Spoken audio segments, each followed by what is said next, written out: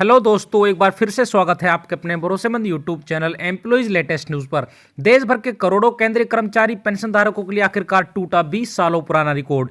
Arrear के तौर पर सबसे कम पेंशन वाले पेंशनर को मिलेंगे 75,000 रुपए। ज्यादा पेंशन पाने वालों को मिलेगा ज्यादा एरियर।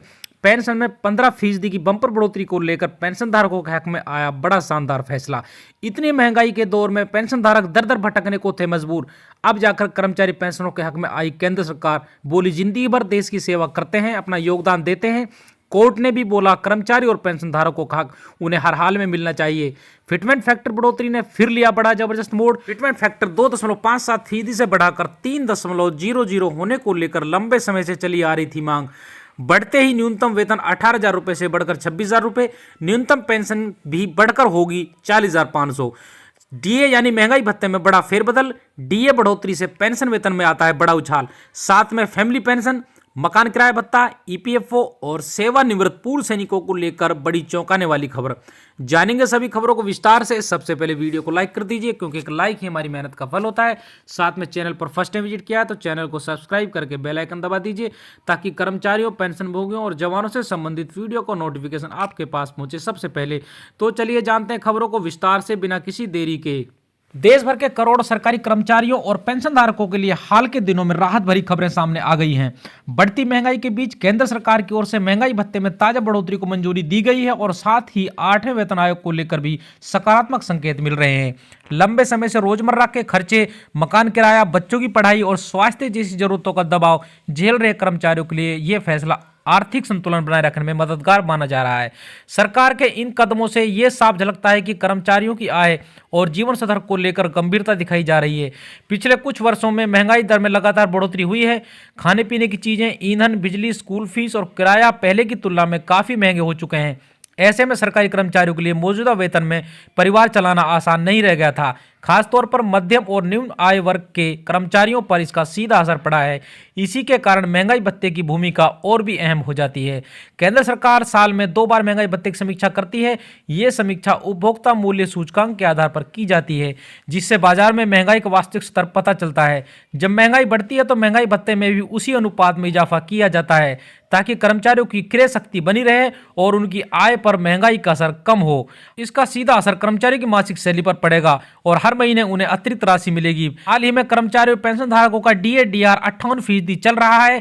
महंगाई भत्ते की बढ़ोतरी के साथ एरियर मिलने की भी चर्चा है। यदि सरकार इसे पिछली तारीख से लागू करती है तो कर्मचारी और पेंशन धारकों को एकमुश्त बकाया राशि भी मिल सकती है। यह रकम त्योहारों या साल के अंत में परिवार के खर्च संभालने के लिए काफी सहायक हो सकती है। महंगाई भत्ते के साथ साथ 8वें वेतन आयोग को लेकर भी कर्मचारी को उम्मीद बढ़ी है। संसद में इस विषय पर चर्चा हो चुकी है और संकेत मिल रहे हैं कि प्रक्रिया आगे बढ़ रही है। अगर 8वां वेतन आयोग लागू होता है तो मूल वेतन, भत्तों और पेंशन में बड़ा बदलाव देखने को मिल सकता है। इससे कर्मचारियों को लंबे समय के लिए आर्थिक स्थिरता मिलने की संभावना है। वेतन आयोग और महंगाई भत्ते का लाभ पेंशन धारकों को भी मिलता है। पेंशन में महंगाई राहत जुड़ने से उनकी मासिक आय बढ़ती है, जो रिटायरमेंट के बाद बढ़ते खर्चों के बीच बेहद जरूरी मानी जाती है। अगली बड़ी खबर की बात कर लेते हैं। 7वें वेतन आयोग का समाप्त होते ही सरकार ने नए वेतन ढांचे को लेकर विचार विमर्श और योजना बनाना शुरू कर दिया है। 8वां वेतन आयोग लागू होने का मतलब है कि कर्मचारियों की मूल वेतन, महंगाई भत्ता और अन्य भत्तों की दोबारा गहन समीक्षा की जाएगी। हालांकि अभी तक सरकार की ओर से कोई आधिकारिक सूचना जारी नहीं की गई है, लेकिन विभिन्न सूत्रों से मिल रहे संकेत बताते हैं कि प्रक्रिया धीरे धीरे आगे बढ़ रही है। कर्मचारी संगठनों ने सरकार से जल्द आयोग का गठन करने की मांग की है। विभिन्न मीडिया रिपोर्ट्स के अनुसार 8वें वेतन आयोग की सिफारिशें 2027 के अंत या 2028 की शुरुआत तक लागू की जा सकती हैं। हालांकि कई विशेषज्ञों का मानना है कि वेतन वृद्धि की प्रभावी तारीख 1 जनवरी 2026 मानी जा सकती है।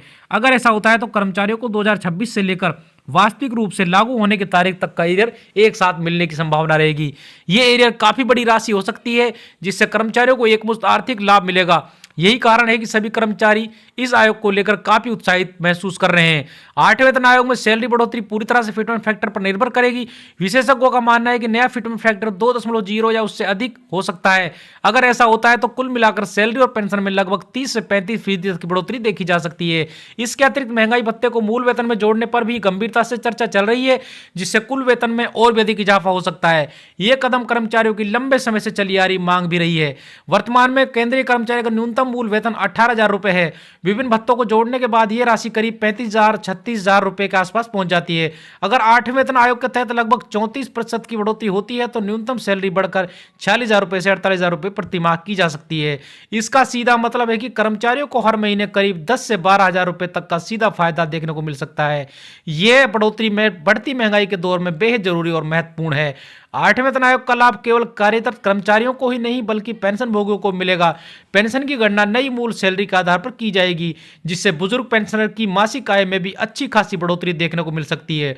बढ़ती महंगाई और चिकित्सा भत्तों के इस दौर में यह राहत उनके लिए काफी महत्वपूर्ण और आवश्यक साबित हो सकती है।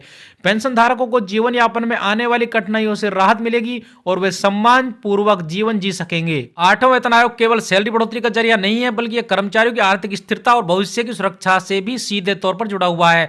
बेहतर वेतन मिलने से बचत करना, निवेश करना और जीवन स्तर में सुधार लाना संभव होता है। कर्मचारी अपने परिवार की जरूरतों को बेहतर तरीके से पूरा कर सकेंगे और अपने भविष्य के लिए योजना बना सकेंगे। यही कारण है कि वर्ष 2026 को कर्मचारियों के लिए बेहद अहम और निर्णायक साल माना जा रहा है। ये लेख विभिन्न मीडिया रिपोर्ट, सामान्य जानकारी, विशेषज्ञ अनुमानों पर आधारित है।